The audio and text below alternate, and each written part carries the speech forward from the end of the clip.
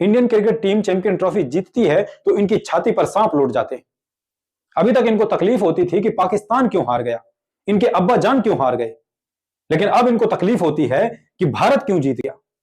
वो किताब जो इन्हें बचपन से पढ़ाई जाती है, वही किताब इन्हें इस्लामिक टेररिज्म की तरफ धकेलती है, वही इनमें कट्टरता को जन्म देती है, वही किताब इन्हें लव जिहाद करने के लिए विवश करती है। आज हम बात करेंगे मुंह इंदौर में हुई इस विवाद की, जो सिर्फ एक खेल की जीत के जश्न से निकले जुलूस पर हुए पथराव से शुरू हुआ और समाज में इस्लामिक टेररिज्म और कट्टरता की सच्चाई को उजागर करके चला गया।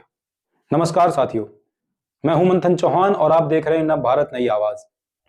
9 मार्च 2025 को भारतीय क्रिकेट टीम ने आईसीसी चैंपियन ट्रॉफी में शानदार जीत दर्ज की।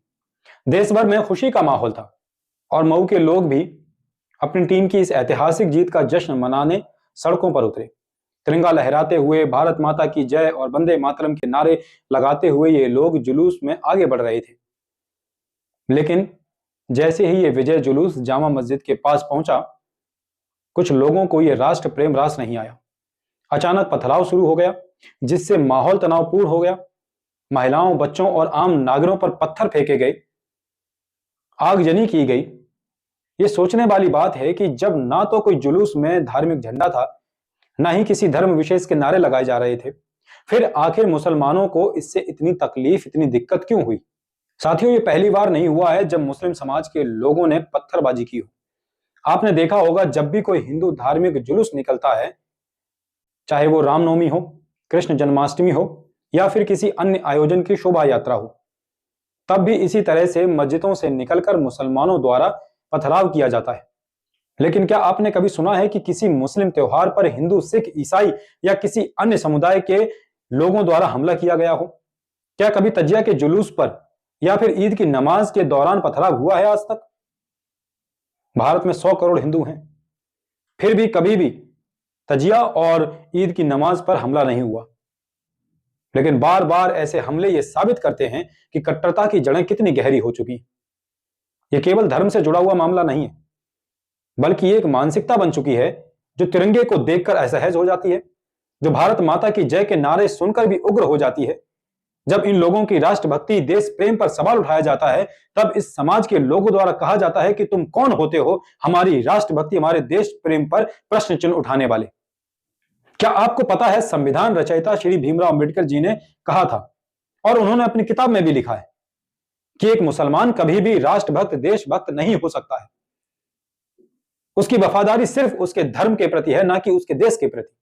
वो कभी भी देशभक्त नहीं होगा और ये आज देखने को मिल गया है। Indian cricket team champion trophy जीतती है तो इनकी छाती पर सांप लौट जाते हैं। अभी तक इनको तकलीफ होती थी कि पाकिस्तान क्यों हार गया, इनके अब्बा जान क्यों हार गए, लेकिन अब इनको तकलीफ होती है कि भारत क्यों जीत गया। साथियों, इस घटना के बाद पुलिस ने अब तक 13 लोगों को गिरफ्तार किया है, ऐसा सुनने में आया है। और सुनने में यह भी आया है कि इन लोगों पर एनएसए के तहत कार्रवाई की जाएगी। लेकिन सवाल अभी भी यही है, क्या ऐसी घटनाएं रुकेंगी? आखिर क्यों एक विशेष स्थान से गुजरने वाला हर जुलूस विवाद का कारण बन जाता है? जब हिंदू, सिख, ईसाई और अन्य समुदाय शांतिपूर्ण तरीके से किसी भी मुस्लिम त्योहार को स्वीकार करते हैं, तब ये कट्टरपंथी मानसिकता केवल एक ही तरफ से क्यों देखने को मिलती है? कभी सोचा है आपने? इसका कारण है वो किताब जिसको ये पढ़कर बड़े होते हैं, वो किताब जो इन्हें बचपन से पढ़ाई जाती है। वही किताब इन्हें इस्लामिक टेररिज्म की तरफ धकेलती है, वही इनमें कट्टरता को जन्म देती है, वही किताब इन्हें लव जिहाद करने के लिए विवश करती है। इस देश में रहकर इस देश की संस्कृति को ही अपमानित करना, राष्ट्रवाद से चिढ़ना और तिरंगे के सम्मान में उठे हाथों को हिंसा से दबाने की कोशिश करना, यह मानसिकता आखिर कब बदलेगी? साथियों, यह घटना हमें एक गंभीर संदेश देती है कि अब समय आ गया है कट्टरता के इस जहर को पहचानने की और इसे जड़ से खत्म करने की।